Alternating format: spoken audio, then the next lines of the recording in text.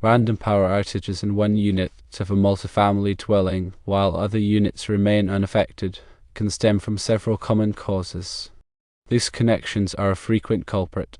It is important to meticulously check for loose connections at the breaker panel, the service disconnect, and all electrical outlets within the affected unit. A ground fault can also lead to intermittent power disruptions if there's a break in the grounding path. Damaged or frayed wiring can create short circuits, resulting in intermittent outages. An overloaded circuit where too many appliances or devices are connected to a single circuit can cause it to trip or cut out. Arcing between wires or at connections can generate high heat and intermittent outages. For multifamily dwellings, several specific considerations apply. Shared wiring could mean that power outages in one unit are due to a fault in wiring shared with other units. Metering errors, such as incorrect metering, can cause overvoltages or undervoltages affecting individual units. A shared panel requires checking for loose connections or overloaded circuits that could affect the affected unit. Electrical work being done in adjacent units may impact the power to the affected unit. To troubleshoot effectively, follow these steps. Firstly, inspect the breaker panel. Check if the breaker for the affected unit is tripped. If not, reset it to see if power is restored. Secondly, check the service disconnect. Verify that the service disconnect at the meter center is fully engaged and not loose. Thirdly, examine electrical outlets. Inspect all electrical outlets in the affected unit for loose connections or damage. Fourthly, review the circuit load. Calculate the total wattage of the appliances and devices connected to the affected circuit to ensure it is not overloaded. Fifthly, look for arcing. Observe if there are any sparks or unusual noises coming from electrical connections. Sixthly, trace wiring. If possible, trace the electrical wiring for the affected unit to identify any potential faults or loose connections. If the problem persists or if any safety concerns are identified, consult a licensed electrician for further diagnosis and repair. When dealing with electrical issues, always prioritize safety. To energize circuits before inspecting connections or wiring. Use appropriate personal protective equipment, such as insulated gloves and safety glasses. If you are not comfortable working with electricity, it is best to call a qualified electrician. Let's delve deeper into each of these potential causes and troubleshooting steps. Starting with loose connections, these can occur at various points in the electrical system. At the breaker panel, ensure that all breaker connections are tight and secure. Use a screwdriver to tighten the screws, but be careful not to over-tighten them, as this can damage the breaker. Check the neutral and ground bus bars for any loose connections as well. The service disconnect, typically located at the meter center, should also be checked for loose connections. This is a critical point in the electrical system, so proceed with caution. Verify that the disconnect is fully engaged and not partially dislodged. Inside the affected unit, inspect all electrical outlets, switches, and light fixtures for loose connections. Remove the cover plates and check the wiring connections behind them. Look for any signs of corrosion or damage. A ground fault occurs when electricity flows outside of its intended path and finds an unintended path to ground. This can happen if there is damage to the insulation of a wire, allowing it to come into contact with a grounded metal object. Ground faults can be difficult to detect because they may not always trip a breaker. However, they can cause intermittent power outages and pose a serious safety hazard. Faulty wiring, such as damaged or frayed wiring, can create a short circuit that causes intermittent outages. Short circuits occur when electricity flows directly from the hot wire to the neutral wire, bypassing the intended load. This can cause a large surge of current, which can trip a breaker or damage the wiring. Overloaded circuits are a common cause of power outages. Each circuit in an electrical panel is designed to handle a certain amount of current, typically 15 or 20 amps. If the total current drawn by the appliances and devices connected to a circuit exceeds its capacity, the circuit will become overloaded. This can cause the breaker to trip or the wiring to overheat. Arcing occurs when electricity jumps across the gap between two conductors. This can happen if there is a loose connection, corroded wiring, or damaged insulation. Arcing can create high heat and cause intermittent outages. In multifamily dwellings, shared wiring can be a contributing factor. In some cases, multiple units may share a common neutral or ground wire. If there is a fault in one unit, it can affect the power supply to other units. Metering errors can also cause problems. Incorrect metering can result in overvoltages or undervoltages, which can damage appliances and cause power outages. Check with the utility company to ensure that the metering is accurate. Shared electrical panels can be a source of problems. If multiple units share a single electrical panel, it is important to ensure that the panel is properly sized to handle the total load. Overloaded circuits or loose connections within the panel can affect the power supply to all units. Adjacent unit impacts should also be considered. Electrical work being done in adjacent units can sometimes affect the power supply to the affected unit. For example, if an electrician is working on a circuit in an adjacent unit, they may inadvertently disrupt the power to the affected unit. When inspecting the breaker panel, look for any signs of damage, such as burnt wires or melted plastic.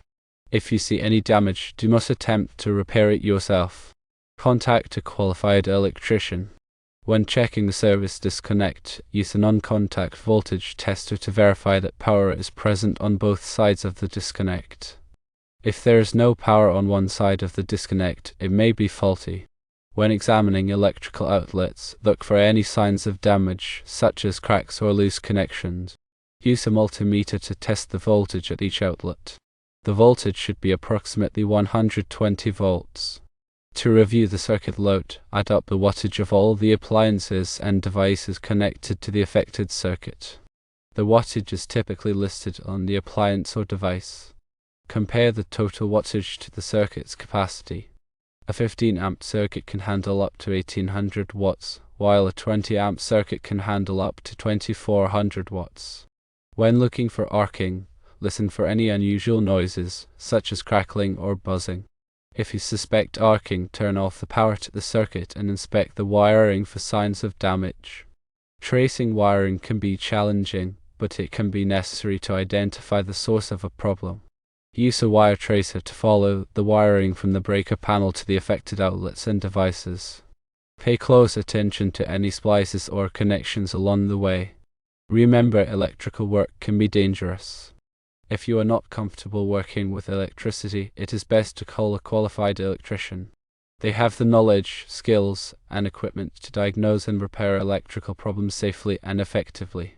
Remember to communicate clearly with the electrician about the symptoms you are experiencing and any troubleshooting steps you have already taken. This will help them to quickly identify the problem and provide an appropriate solution. Regular electrical maintenance can help to prevent power outages and other electrical problems. Schedule a professional electrical inspection every few years to identify potential issues before they become major problems. Ensure all electrical work complies with the National Electrical Code or NEC and local building codes. Staying safe and proactive is key to a reliable electrical system.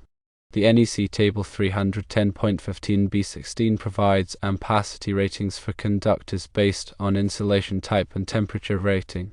Understanding these ratings is crucial for ensuring that conductors are not overloaded. The size of the conductor is also critical for safe and reliable operation. Undersized conductors can overheat and cause fires. The NEC provides tables that specify the minimum conductor size for various ampacities. Ground fault circuit interrupters or GFCIs are designed to protect against ground faults.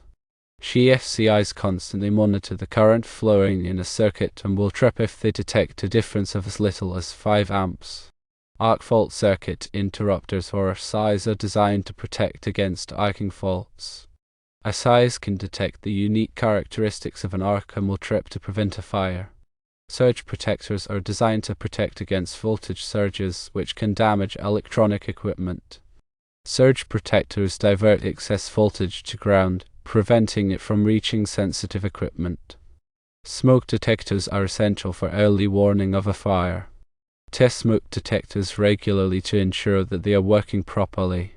Carbon monoxide detectors are also important for detecting carbon monoxide, a colorless and odorless gas that can be deadly.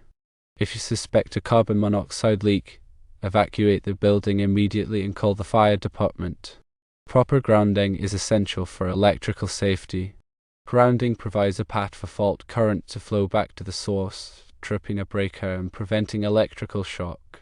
All electrical outlets and appliances should be properly grounded. Extension cords should be used sparingly and should never be used as a permanent wiring solution. Extension cords can easily become overloaded and can pose a fire hazard. Light fixtures should be properly installed and maintained. Loose connections or damaged wiring in light fixtures can cause flickering lights or power outages. Appliances should be properly maintained and repaired. Faulty appliances can cause electrical shocks or fires. If you notice any signs of electrical problems, such as flickering lights, sparking outlets, or burning smells, have them inspected by a qualified electrician. Electrical safety is everyone's responsibility.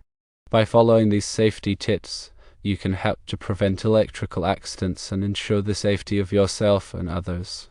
The NEC Article 210 covers branch circuits, including the types of circuits allowed, the number of outlets allowed on a circuit, and the overcurrent protection requirements. The NEC Article 215 covers feeders, which are the conductors that supply power from the service equipment to the branch circuits. The NEC Article 220 covers branch circuit, feeder, and service calculations. These calculations are used to determine the proper size of conductors and overcurrent protection for electrical systems. The NEC Article 230 covers services, which are the conductors that bring power from the utility company to the building. The NEC Article 250 covers grounding and bonding, which are essential for electrical safety.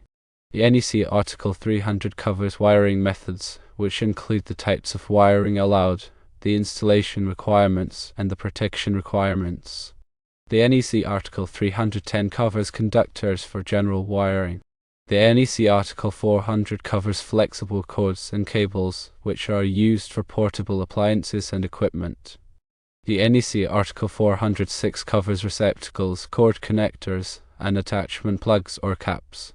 The NEC Article 408 covers switchboards and panel boards, which are used to distribute power to branch circuits. The NEC Article 430 covers motors, motor circuits, and controllers. The NEC Article 440 covers air conditioning and refrigeration equipment. The NEC Article 500 covers hazardous locations, which are locations where there is a risk of fire or explosion due to flammable gases, vapors, or dust. The NEC Article 517 covers healthcare facilities, which have special electrical requirements to protect patients and staff. The NEC Article 547 covers agricultural buildings, which have special electrical requirements due to the presence of livestock and corrosive materials. The NEC Article 550 covers mobile homes, manufactured homes, and mobile home parks. The NEC Article 600 covers electric signs and outline lighting. The NEC Article 625 covers electric vehicle charging systems. The NEC Article 680 covers swimming pools, fountains, and similar installations. The NEC Article 690 covers solar photovoltaic systems. The NEC Article 700 covers emergency systems. The NEC Article 701 covers legally required standby systems. The NEC Article 702 covers optional standby systems. The NEC Article 705 covers interconnected electric power production sources. The NEC Article 725 covers Class 1, Class 2, and Class 3 remote control, signaling, and power limited circuits. The NEC Article 760 covers fire alarm systems. In addition to the NEC, there may be local building codes that apply to electrical installations. It is important to check with the local building department to ensure that all electrical work complies with the applicable codes. A permit may be required for electrical work. Check with the local building department to determine whether a permit is required.